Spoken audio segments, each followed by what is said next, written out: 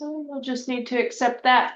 Okay, welcome everybody. I am Stephanie with the Women of AR, and we're super excited to have Misty Nielsen with us tonight. Olga Huber is going to moderate this conversation for us, and so I'm going to turn it right over to Olga. She can tell us why she invited Misty. It was Olga's suggestion to Yeah. have Misty on, and we're very happy she did, and I'll let her tell you why. Thank you very much, Stephanie, for introduction. My name is Olga Huber. I'm an adventure racer. You've probably seen me as a part of Fragile Flowers all-female teams. As all adventure racers, we like to be outdoors, and I was really fascinated when Missy did her hike. I followed along. I read all her each 100-mile reviews, and what I really wanted to is really send some gift. I keep forgetting. Is it like a Hunger Games? Could I like send something that will drop at Missy's? But I was not able to find anything like this, and I was kind of too late to ask Misty. But I really wanted to get more ideas. Even while Misty was still hiking, I said, "Hey, maybe we could, you can show me your pack." I was so into it because I think I would like to do more of it. I got so inspired by Misty's through hike. So I'm glad Misty found time to share more details of us because I think there's so many of us could um, get some great benefits from it. Thank you very much, Misty, for agreeing. And I guess Misty will introduce herself too, but you guys in the adventure racing community, you probably seen Misty racing on the Adventure Enablers and more recently on the Magic Bike all-female team. I still don't know why it's Magic Bike. Maybe Misty will tell us why it's Magic Bike. Uh, but I guess I will have you, Misty, take it from here. And oh, sorry, just a couple of housekeeping rules for you guys. Please mute yourself for now. We'll have a question and answers in the end. Um, but also, if you have questions already and you don't want to wait till the end, feel free to add them in the chat. It's usually on the bottom of your screen. I'll keep track of them, and then we'll review it with Misty once we're done. Take it away, Misty. All right. Thank you. And thank you for inviting me and following along on my hike. Yeah. And Olga, if any of those questions seem relevant in the moment and you think we should answer them right away, feel free to jump in. Or otherwise, we can wait until the end. Okay.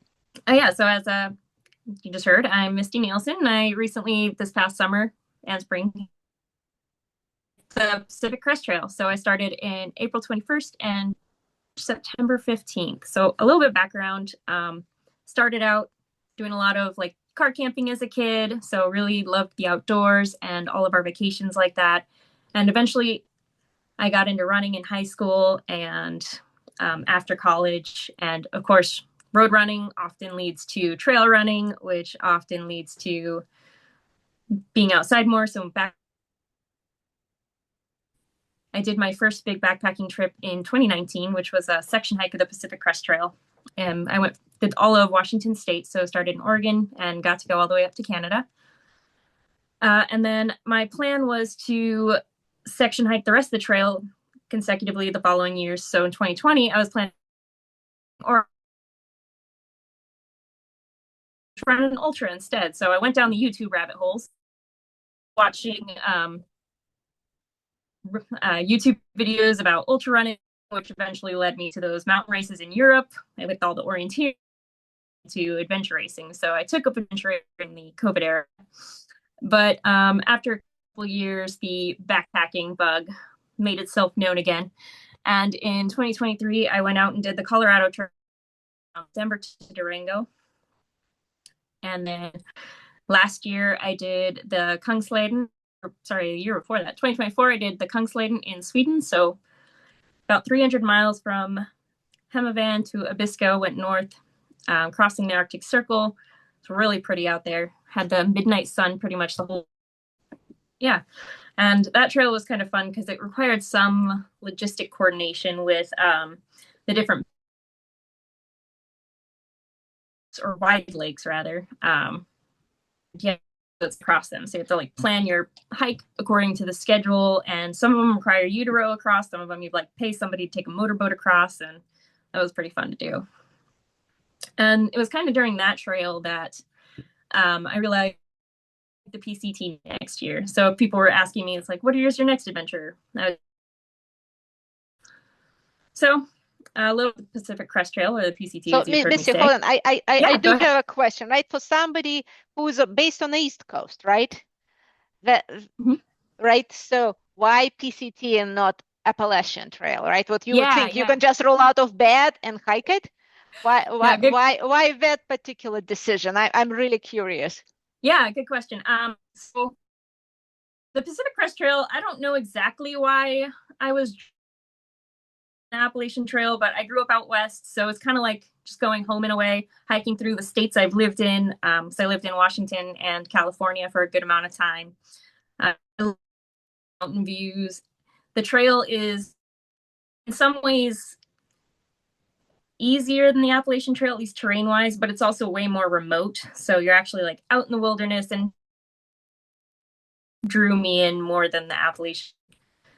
Yeah, so the big views, the remote, being in my home states, those are pretty much like the biggest draws for me. Thank you.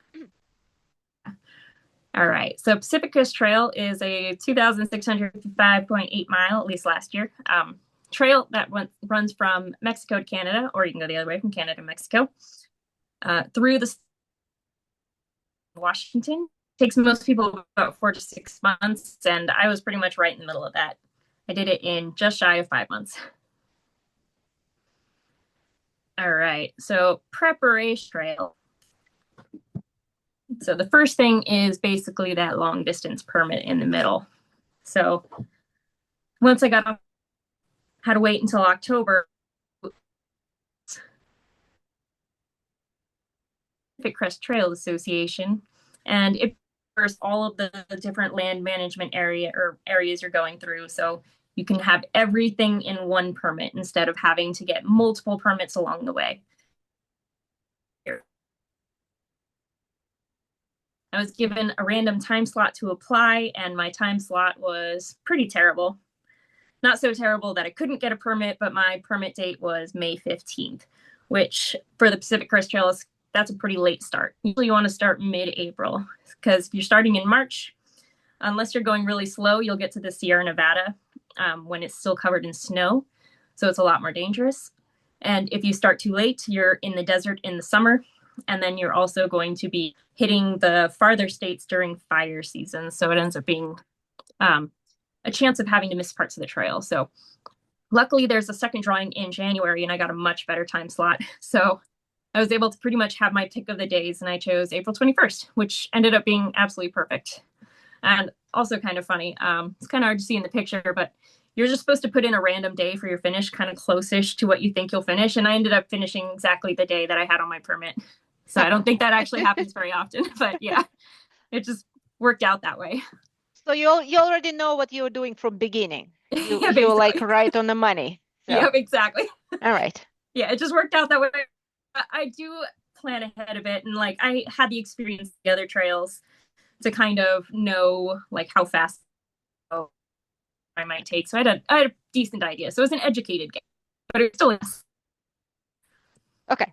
Yeah, So I guess go ahead. okay. So yeah, let's talk about preparation more, right? So I guess Yeah. before we getting permits, so how far in advance you kind of started thinking mentally and physically trained for it, right? Because I assume that started way before you got the permit. Definitely. So yeah, physical preparation. A lot of you guys are adventure racers, so it's not that much different really. So the only thing I did differently would probably be adding in more just like hikes with my backpack on. Definitely kept up with the strength training, did a lot of the normal biking, walking, running, kind of the same things I might do for training for a pretty harder adventure race.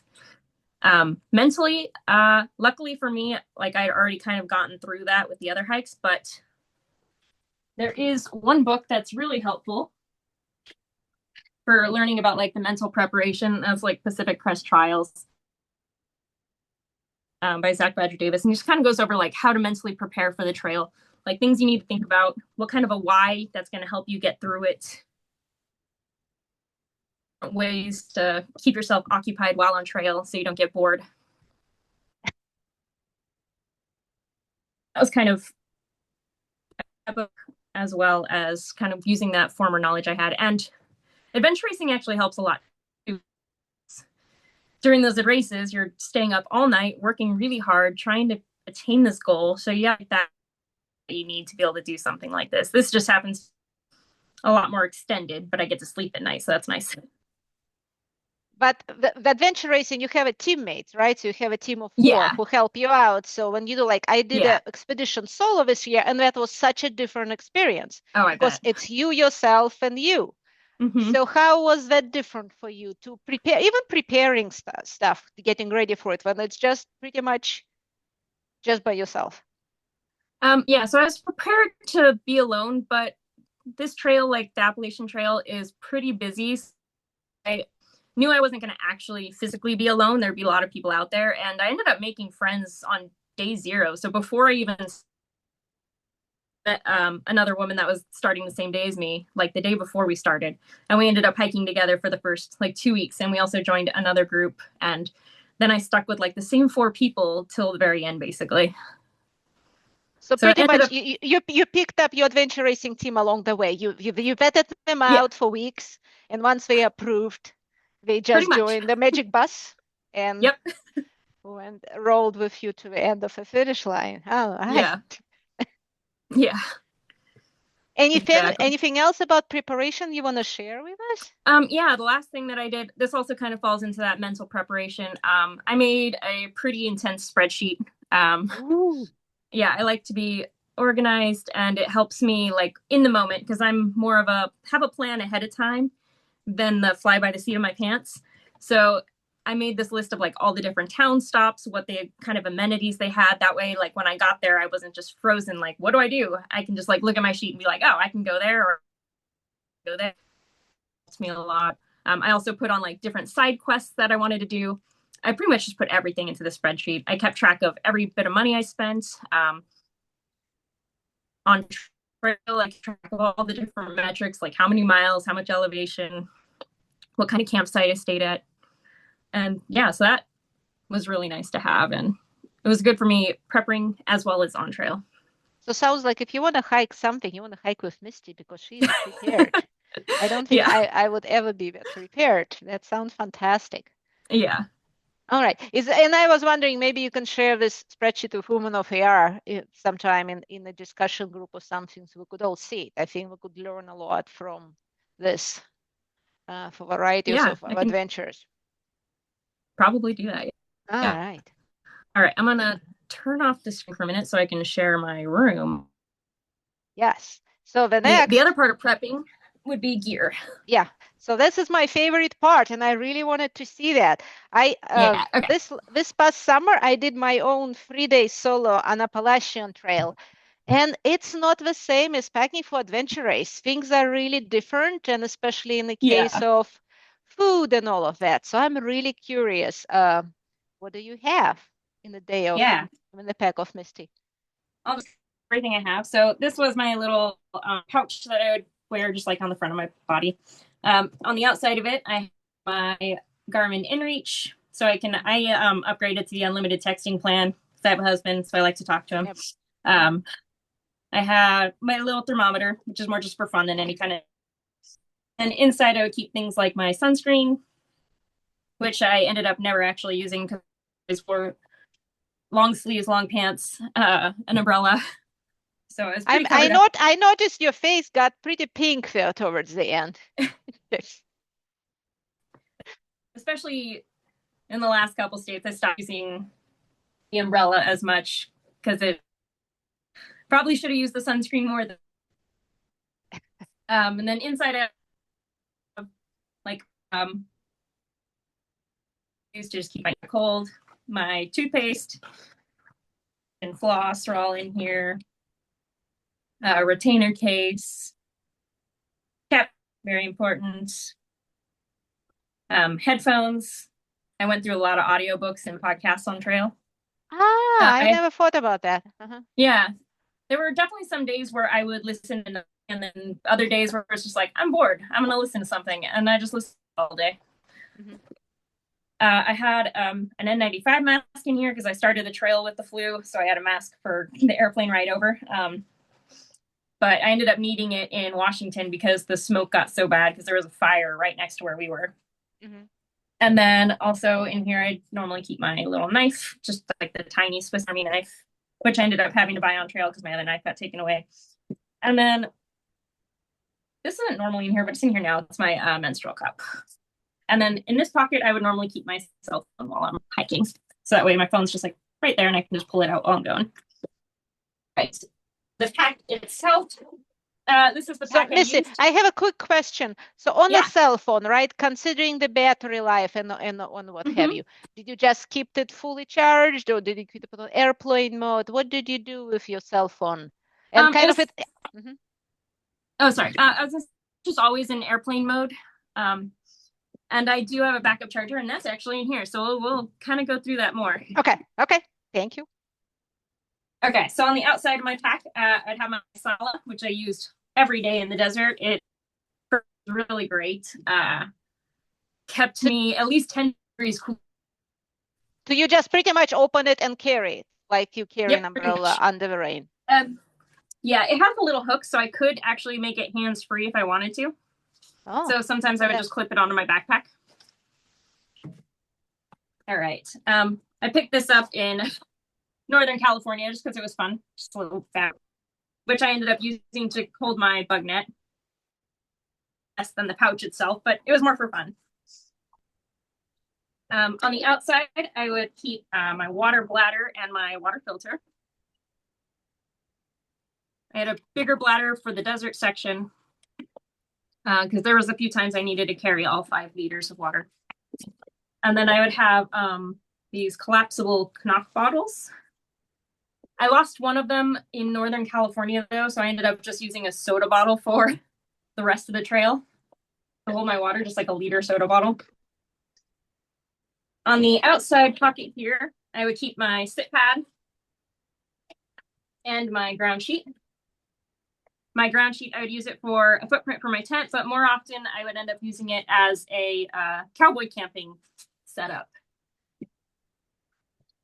This is actually on the inside, so I'll go on that later. And then I'll often keep my rain jacket on the outside pocket just to make it easy. And then a bandana that I use for anything. Sometimes it's the towel, sometimes it's to help clean my cook gear. And then the other pocket would hold various things. Right now, there's just a trash bag in it.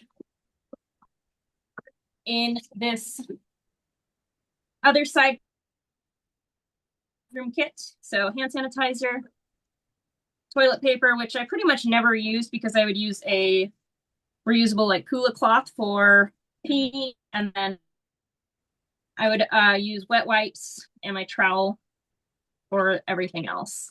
And then always packing out all the wet wipes because none of them are compostable. So yeah, I use wipes too because no matter how I pack the toilet paper, it always get up wet. Yeah, I've just given up on that entirely. Yeah, so the Kula cloth is great for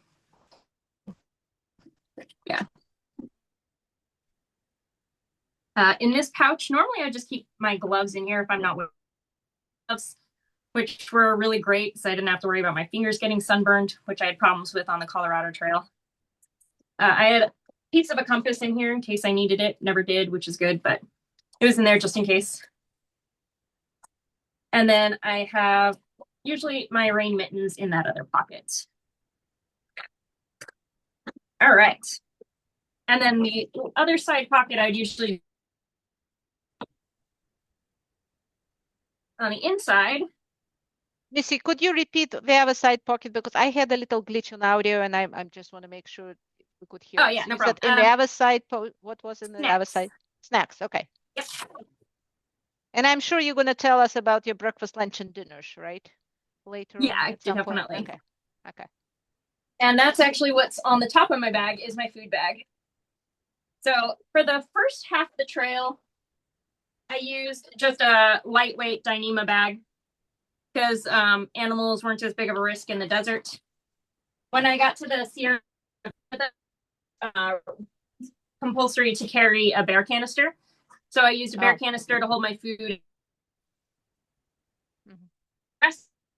So Northern California, Oregon, and Washington, I used an Ursack. And this is just like a Kevlar bear-proof sack. And also good for the mice, which are a bigger problem. And then inside that, I would have Usually another plastic bag just to make it easier to find things. My cook setup, which is my stove and my cook pot, a lighter, and fuel.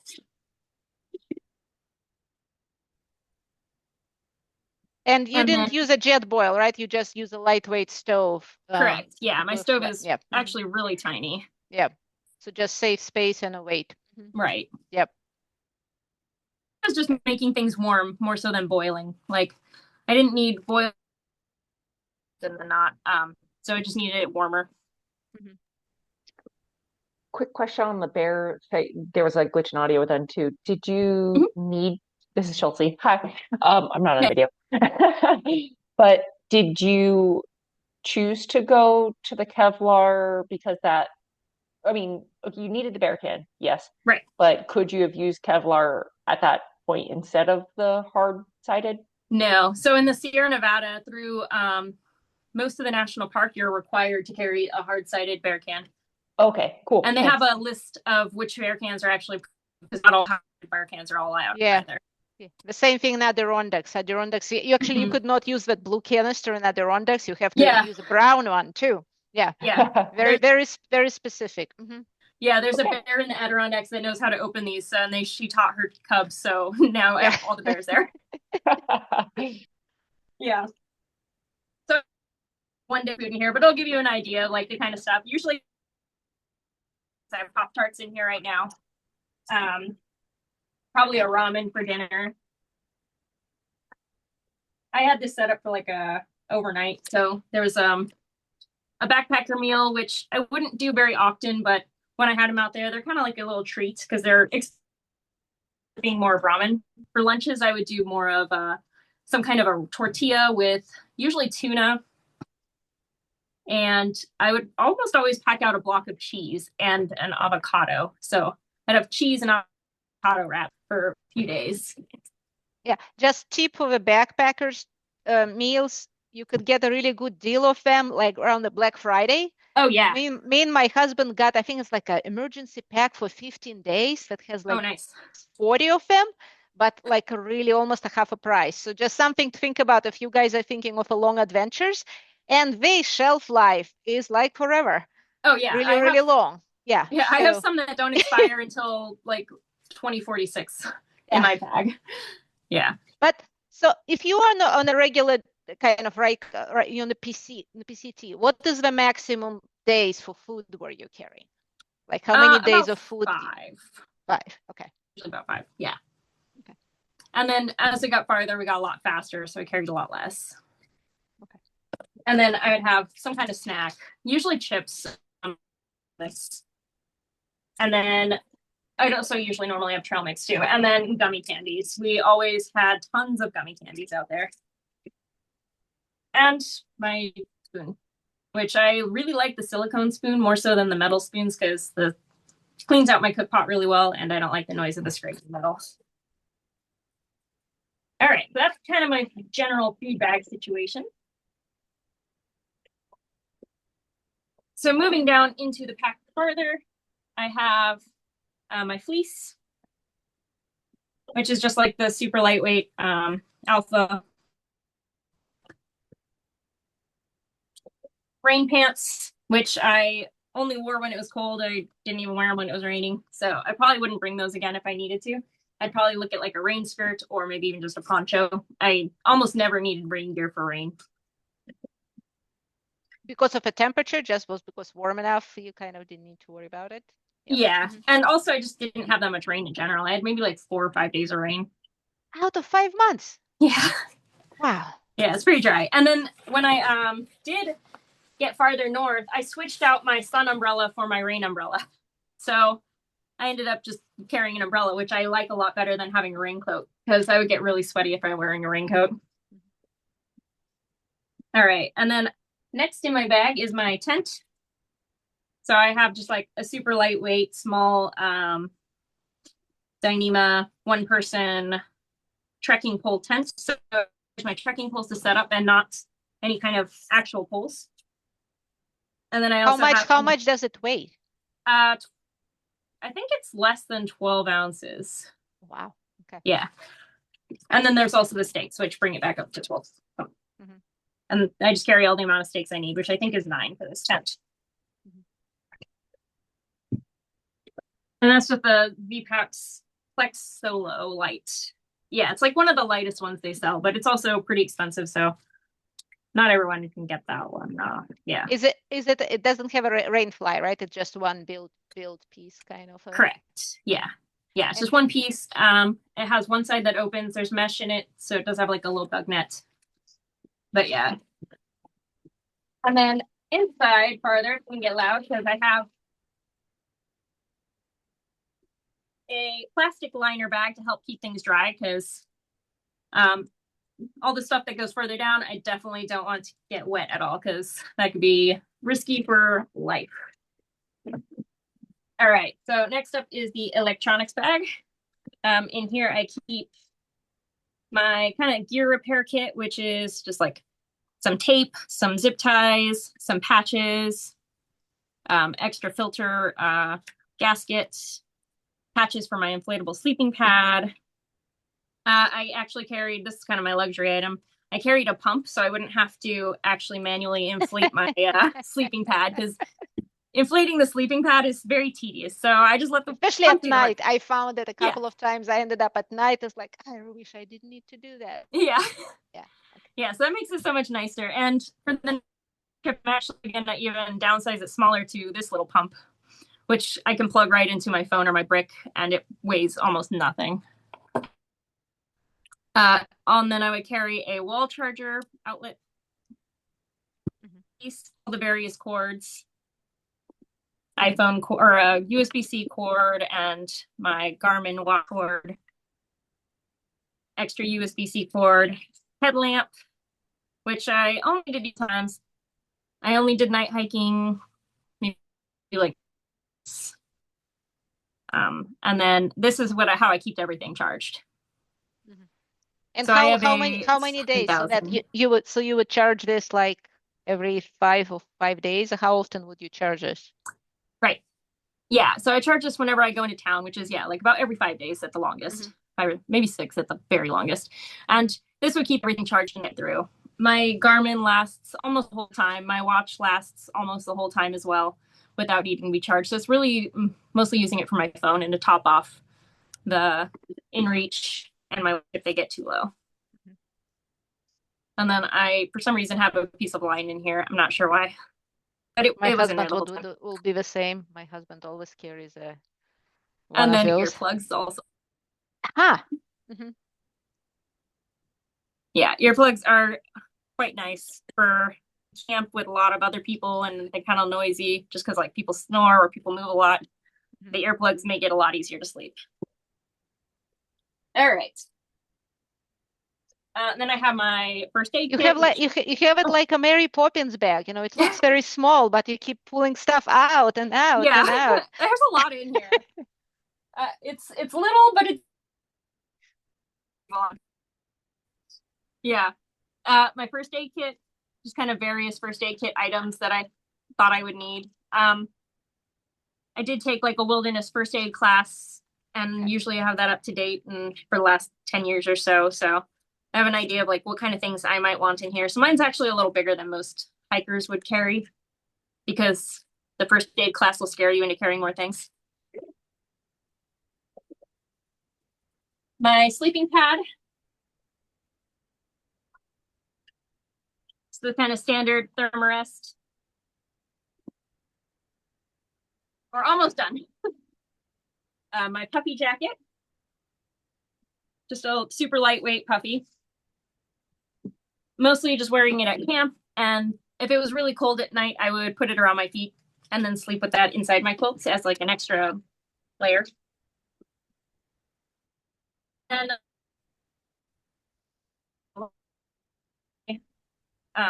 quilt and any spare clothes I might carry. So in here, I like to keep it in an extra kind of dryish bag because if the quilt gets wet and I am in some kind of emergency situation, then I'm going to be in a lot of trouble because the quilt is a down quilt. It doesn't work as well if it's wet. So I had also used, for the latter half of the trail, a sleeping bag liner. And that ended up being more because I didn't want to carry sleep clothes and I didn't want to get my quilt dirty. So it was more to keep everything else clean from me. Usually I carry 2 pairs of socks. I just wear like the darn tough socks out there. Spare pair of underwear, which is what I would often sleep in.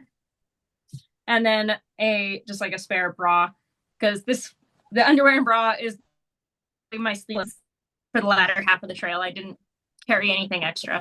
It was just my hiking clothes and that.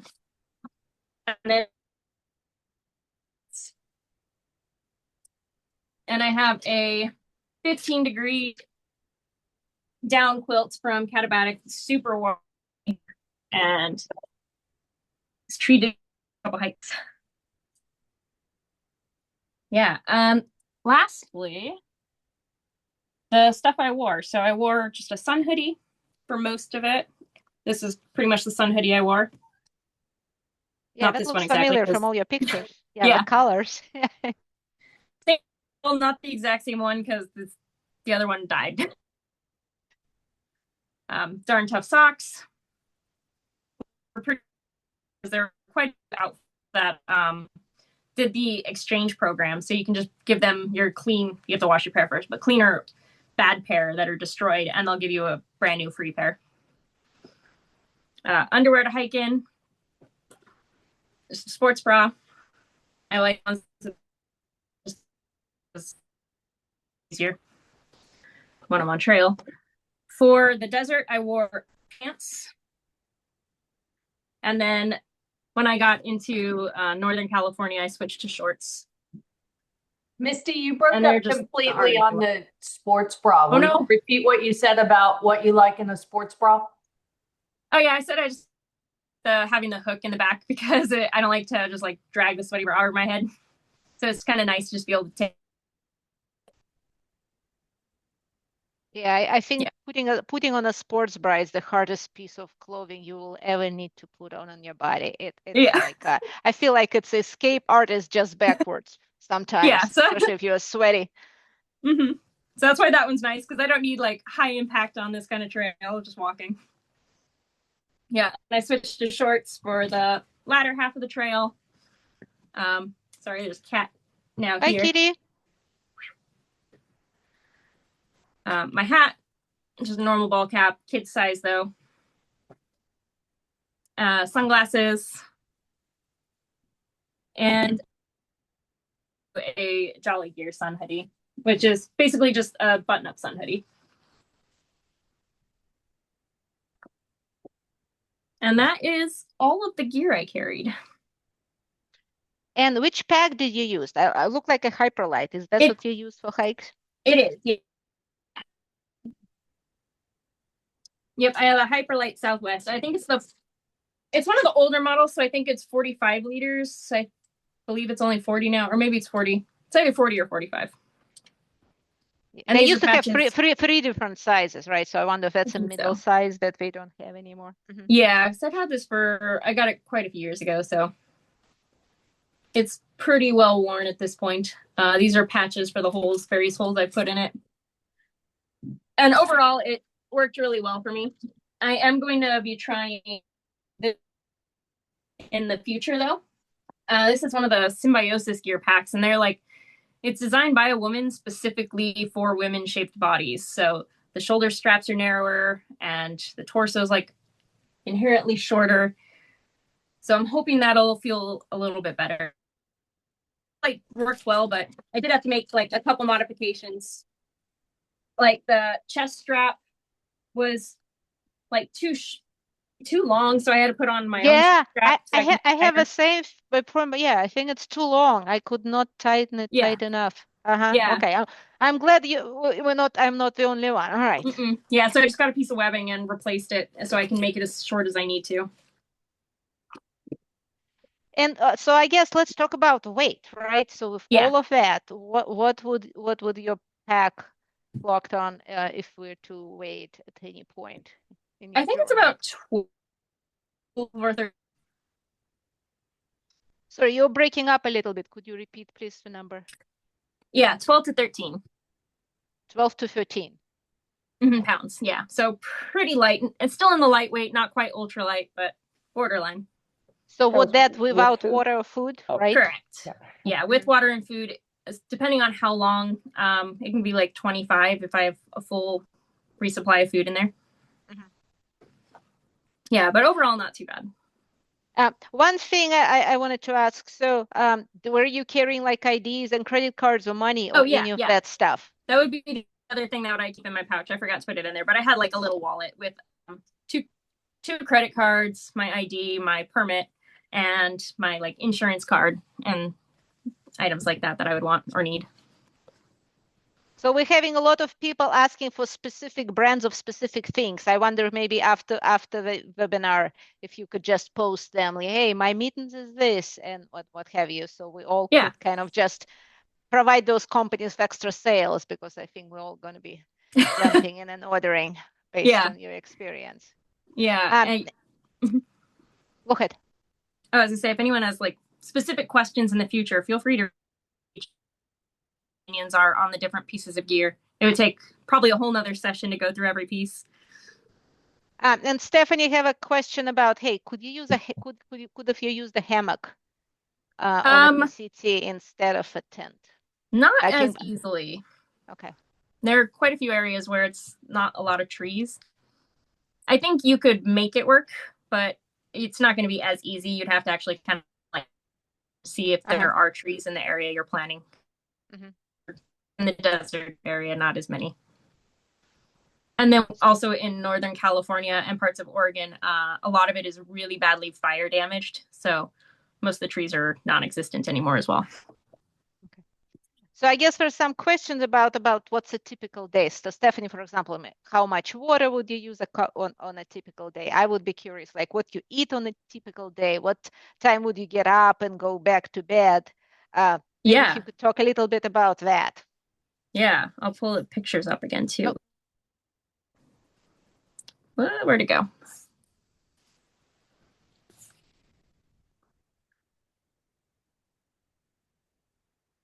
It'll show up eventually. Yeah, so typically I would get up at probably like 5:30, pack up all my stuff and get on trail by 6. I'd usually like walk for a bit, eat breakfast about an hour after another hour later, stop for my morning bathroom break. And then around halfway, stop for lunch. So usually around, and then we'd all meet up again at lunchtime too. So the whole group, and eat lunch together usually. And then. So what I hear you say, you don't really boil water in the morning. You just get up, pack in 30 minutes and go. Yep. I could not even get to my climbing gym. It takes me 40 minutes to get up between get up and leaving the door. So yeah, I don't see how you can do it in 30 minutes, but we should strive to get better. That is really impressive. So again, on a typical day, could you tell us like what were you eating for breakfast, or what would be your lunch and what would be your dinner, kind of just so we get a better idea? Yeah, some kind of bar like tarts or just something quick and easy. One of my muffins that I packed out. Yeah, lunch. So yeah, when I'd stop for lunch midday, would be some kind of a wrap and chips, and candy for lunch or candy for dessert, or M&Ms, peanut M&Ms. Continue hiking for another 5 or 6 hours, and then stop for dinner and camp. And then I'd set up all my tent, all my campsite, and then cook dinner, and we'd all just kind of like sit together. And then we'd all go to bed. Usually we'd retire to our tents and journal for a while. Pretty much all of us like kept a journal for while we were out there. So we'd just on our own time, our own spices. We did do a lot of cowboy camping though. What's a cowboy camping? So the picture on the left. So basically camping without a tent.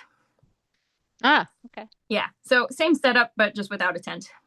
And whenever we did that, we would often just kind of like all put our pads like right next to each other and have just like one giant, basically sleeping area where we'd all just like sleep right next to each other. And so what I hear you say, basically during the day, though, you each pick your own pace, right? And you just hike at your own pace, and you just maybe meet for lunch, or maybe not even just meet in the end of a day. Yeah, we would usually meet for lunch, and then we'd meet again at the end of the day.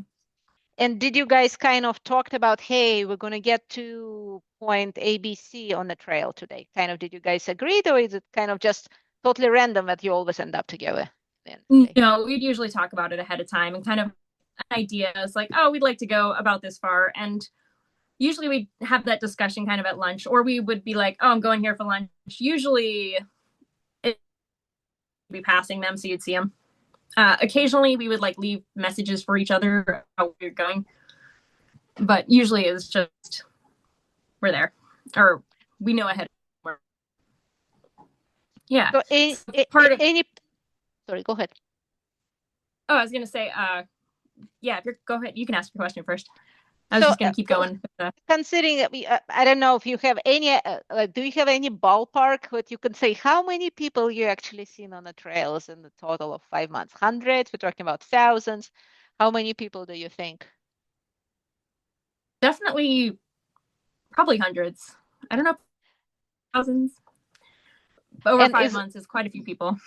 Is there any of those meetings, either with your trail mates that you end up hiking for most of it, or some random encounters that kind of memorable that you want to share? Any particular stories? Yeah, and I can kind of get to that. So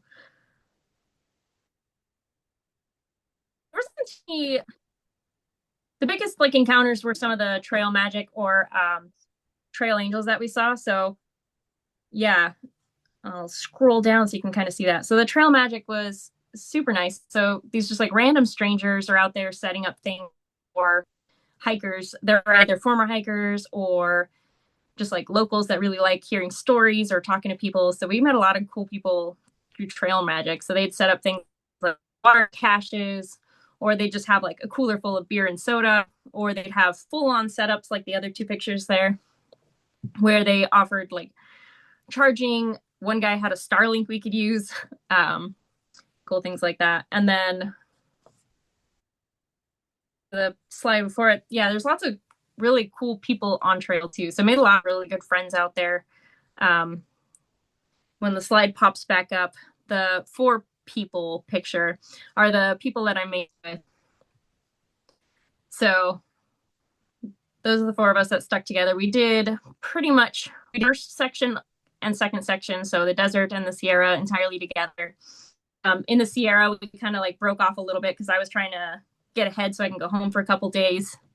And then when I got back on trail, we were all ended up in the same spot. So we were together again for a couple days. And then the other woman ended up going a lot faster. The guy in the black ended up going slower. And then the guy in the green and I stuck together for the next 2 sections. We all got together again for for Washington, which was really nice. And then there was a team out of our circle. So our sleeping bags, the one in the purple was the woman I hung out with for the first 2. In the other picture, the woman in the green was just like this cute little girl that was always in and out of our little family. She just graduated high school early so she can go do the trail before she went off to college. Yeah. Some other, I'll stop here. So we had really also experiences meeting people, our hitches into town. So whenever we wanted to resupply, we would have to get into town, and to do that we would usually hitchhike. Sometimes we took a bus, sometimes we took a shuttle that you could pre-order. Was hitchhiking, and we had some pretty fun experiences hiking. So like that top left picture, a laundry truck stopped and took us into town. Or the picture with way too many people shoved into a car is just like a shuttle that runs between Grumbers and the trail in the Sierra. There was one time when Jalapeno and I were trying to get a hitch into town. We just came down from Kearsarge Pass. He's the guy in the blue that I was hiking with. yeah, we came down from Kearsarge Pass, we're just at a campground. We on a day hike. They have this minivan that's filled with dogs and all their stuff. We didn't think we were going to get a ride with them, but the guys just like, yeah, we had a good time. There were some tears, and I was like, I had some tears today too, because it was a hard day trying to get over the pass, or doing two Sierra passes at once to get to town. And he's just like, I'll take you guys into town. And we're just like, what? That's great. And he's like, let me just rearrange all the car seats. And so he drove us into town, and it was really nice. So him and his little family. And then once we got into town, Jalapeno and I just like got ice cream and are standing on the main road because we got into one town, but we needed to get another 30 miles farther into Bishop, which is where our friend was currently waiting for us. So we're just like, alone pulls up, and we're like, that's never what you expect. A woman alone is like the least likely to give someone a hitch. And she was apparently on her phone with a friend. She's like, there's some hitchhikers. I'm going to stop and pull over. And her friend was telling her, no, don't do it. And she's like, it's okay. They're PCT hikers. So she stopped and gave us a ride all the way into Bishop, which was really great. So lots of fun experiences like that. And then hitchhiking another time, we were trying to get into a town. 4 different cars stopped for us, but none of them took us in. One stopped and gave us beer. One said, we only have room for one. So a different person from a different group got with them. Another saying they were, and then like the 4th one was going to give us a ride, but it would have been a truck for 30 miles on a highway. And we're just like, maybe not. So there's some fun times there. All right. Yeah. So, and then once we actually. Go ahead. Oh, yeah. Go ahead. So long journey, right? Over 2,600 miles, right? So is there a particular section that left the biggest mark on you? Like, is it the scenery or solitude, right? Of wildlife or something else that you would mark as your as far as different section of the trails that you want to go back to or revisit or relive? Pretty much all of them, but for different reasons. So I'll try and scroll ahead. I have some pictures. So like the desert was just really beautiful, and there was a lot more plants than one might expect for a desert. Lots of really skies, beautiful sunrises. The Sierra Nevada was also stunning. It's just like this remote wilderness, snow and gray mountains, and occasionally get into the woods. NorCal was probably most people's least favorite. The highlight for me, though, was my friends, so that made it a lot better. But there were some parts of NorCal that were kind of depressing because maybe like 200 miles of the trail in that area is just burned up pretty badly. Oregon, whenever I think Oregon, I think of just like kind of like relaxing, beautiful green forests. And then Crater Lake was really a worthwhile stop. And then Washington is, I think, overall, probably my favorite section. The Sierra is a close second. It just feels so remote and just so beautiful. Lots of nice mountains and trees. Yeah. So, going through that experience, how does it change how you relate to nature? How do you relate to outdoors? Being in there for 5 months? Not too much, because this isn't necessarily the first hike I've done, so I've had like a slow build to like where I'm at. Yeah. The biggest, I guess, relation is just like really seeing the impact of the different things that are happening, especially like the wildfire problems and drought out west. I definitely still appreciate it, and it's really nice to have that reminder of just how good it is to be out there all the time. All right. And I guess everything need to come to the end, right? So you finished and you went back home. So how was that re-entry back to the normal life after being a 5-month nomad?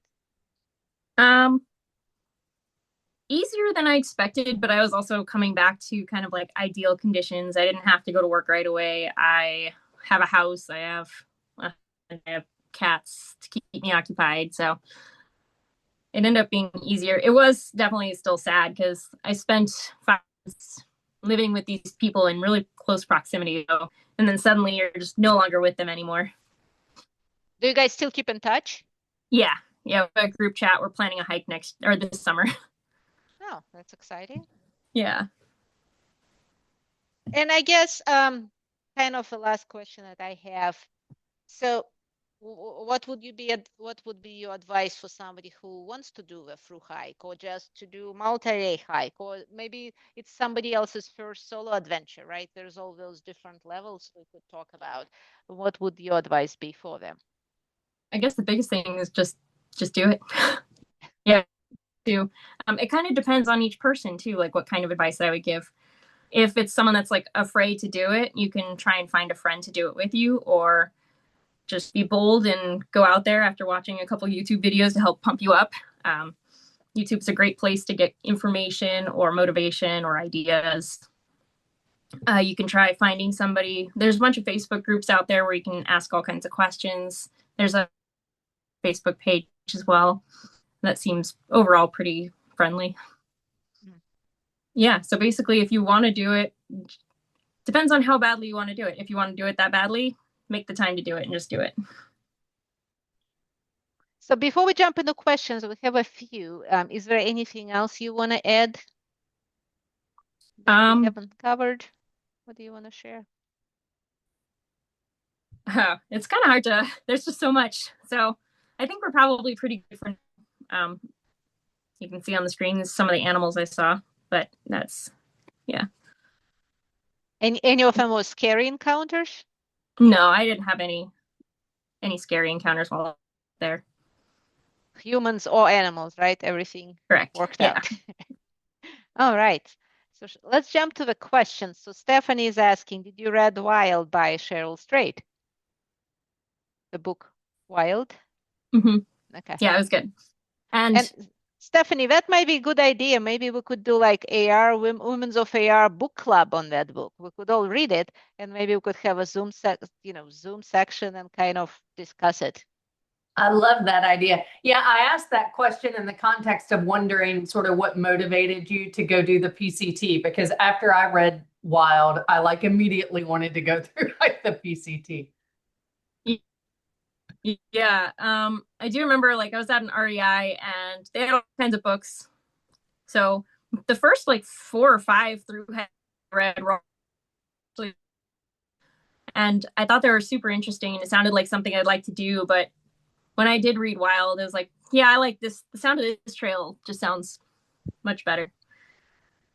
And Stephanie, have another question. I assume it's about Zach Davis' book. What were some of the best tips you got from a book about keeping yourself from being bored? I didn't really have any from his book. I think there was stuff in there, but for me specifically, it was more of just kind of like coming up with your list of the reasons why you want to be out there. And they have like actually like a little workbook section where you can answer questions. Mm-hmm. Like I'm thinking because when I successfully the trail, and just kind of like prompts to help you think about like keep you on track while you're out there. All right. Another question from Stephanie. Did you end up hiking with anybody you did not want to hike with? And how awkward that would have been if you encountered somebody like that?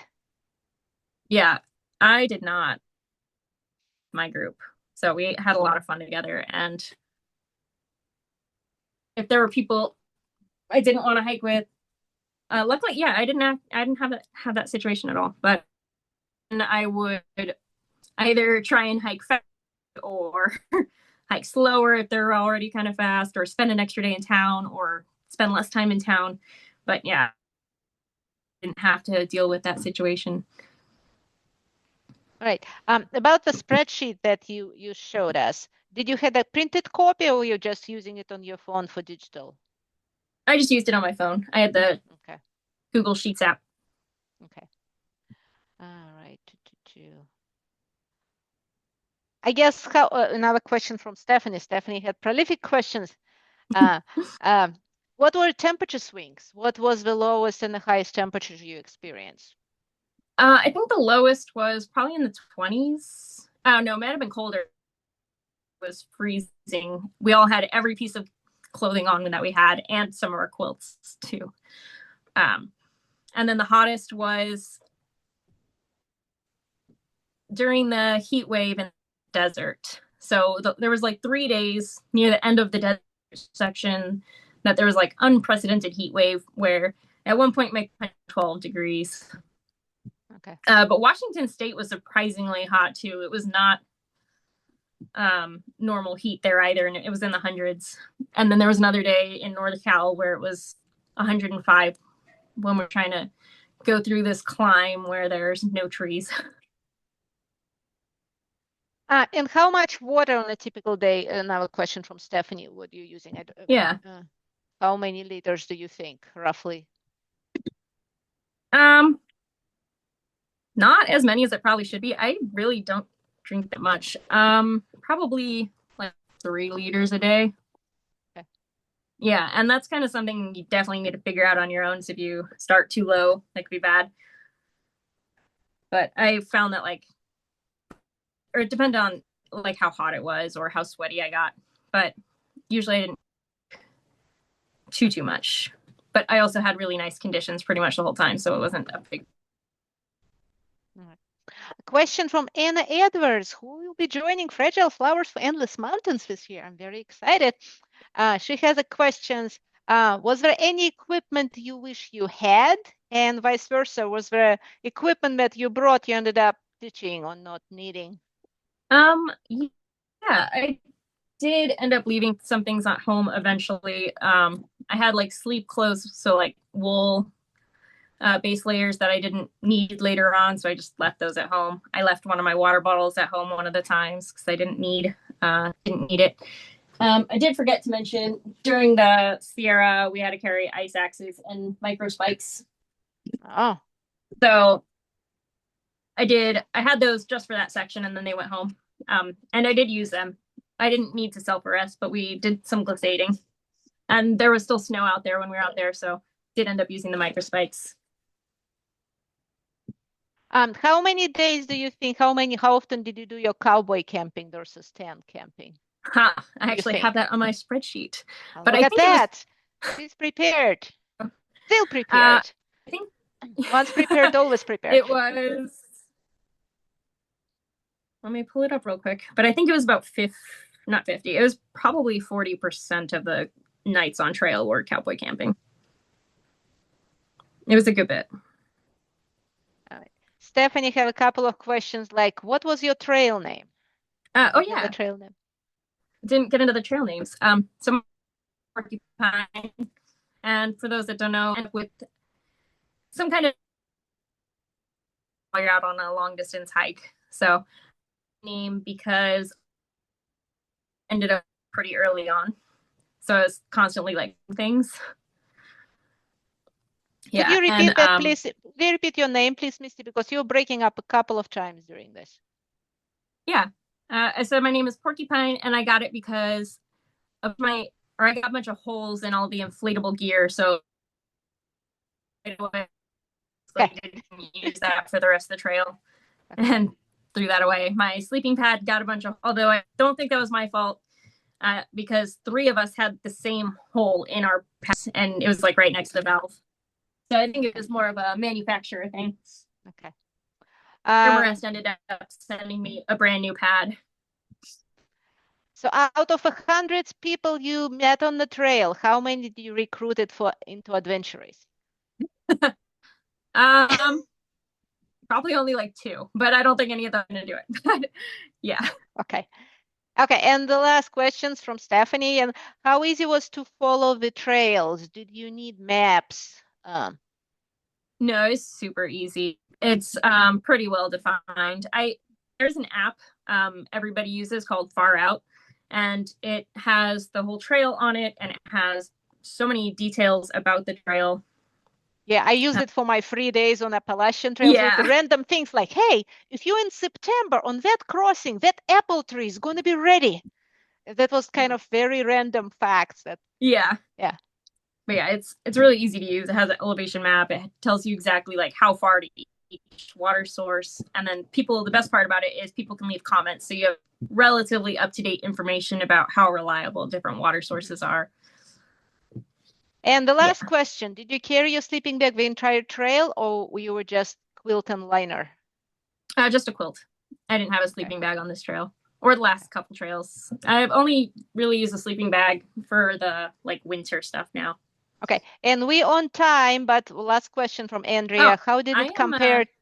I was gonna say I'm fine with staying on longer if other people want to. So as long as people want, I'm good. How did it compare to other long hikes you've done? Well, it was quite a bit longer. So it was like 5 of my other long hikes put together. But it was good. It was a much more social experience than the other ones. So the other ones I did, or the first 2 I did pretty much entirely on my own. I didn't hike with anybody. This Kungsleden I hiked with a friend, and that was a very different experience as well. But yeah, so it ended up just being way more social than I was expecting, which was a really good experience to have. Right. And I think Stephanie had a question on the shoes, but maybe it will be part of a post. You can also, if you're going to create that post, maybe mention that there too. So you didn't wear hiking boots, right? You just wear trail runners. Correct. Okay. And how many of the pairs you went through on a 20? Over? You said almost 2,800 you hiked, right? Right. I had 5 pairs on trail, although I still have 2 of the pairs and I'm still using them. So I guess technically like 3, but yeah, 5. And what's a make and model? Sorry, maybe I use the Ultra Lone Peaks. Okay. All right. Yeah, Topo Athletic is another very popular brand out there too. Those are probably the top 2 that most people are wearing. Okay, I think those are all the questions. Nice. Anything else any words of wisdom you want to leave us with? Oh, I guess another question. Do you ever think you're going to do it again? Maybe not I would love to do the PCT again, but more likely I'm just going to keep finding more hikes to do. So, oh yeah, I just turned off the slideshow, but basically my upcoming plans for this year are the Arizona Trail and then hopefully all of the Via Alpina in the Alps. Mm-hmm. Yeah. And then next year, I'm hoping to be able to do the Continental Divide. And then eventually I'll get to the Appalachian Trail. Any racing this year? I don't actually have any racing plans. Yeah, it's most of the races are when I'm going to be on trail, so it doesn't work out as well. So sounds like Magic Bus is parked for the remainder of the year. Yeah. Well, I'm just a temporary teammate, so they still race without me. All right. Very, very good question. Thank you, Chelsea, for asking, because I couldn't ask it myself. I was kind of too chickened out. How do you take so much off time? How do you take so much time off? Do you have a part-time job? I quit my job. Are you an independently wealthy? No. Yeah, I quit my job in March, and then yeah, I had a lot saved up for the trip. And yeah, so basically when I kept track of all my expenses during the hike, it cost I was pretty much in the lower average, about $10,000. So if you can save up for $10,000, you can do the hike. And do remember, like, you're not paying some of those expenses. Depends on the person. But if you don't have a house or anything, you're not going to be paying rent while you're out there. Depending, again, you might not need to be paying for a car while you're out there, or car insurance. I still had all that stuff, but I also had a lot of savings from my previous job. I lived pretty well below my means for quite a while. And then my husband recently got an even better job. So we're in a spot now where I can kind of go off and do a bunch of hiking if I wanted to. All right. So thank you very much, Misty, for this. It's been very, very, very enjoyable. I hopefully maybe when you do the next trail, we could do another webinar, because I think I think it's a lifelong learning experience for both for you to hike it and for us to hear the stories. Yeah. Well, my next big trail, I start March 26th. and that'll be the Arizona Trail. Yes, and if you're not Facebook friends with Misty, do so, because it was really exciting to follow. Every 100 miles she'll get a little update, and they're not like 10 pages long that you're going to fall asleep. They were very, very kind of condensed, just the highlights and the beautiful pictures, just enough to get you excited. Yeah, and that was the other thing. I do post a lot on Instagram. Facebook, I just like it copies from Instagram. So yeah, you can find all the stuff, all the posts or more pictures from this trip on Facebook or Instagram. So feel free what's your Instagram handle, whatever that thing is? I have no idea. Misty Rose Travels. So MistyRose and then Travels, TRAVELS. All right. Yeah, so feel free to follow along. Thank you, Misty. Stephanie, do you want to wrap it up? I've got nothing to say except thanks so much to Misty for sharing your story with us, Olga for turning us on to this. Hopefully, we've got quite a lot of people who sat in on this. Hopefully, we'll see some people out on the trail. We're planning a 3-day backpacking trip on the AT in June. And if you're interested in that, you can reach out to me on Facebook and I'll hook you up with our little group who's planning that. So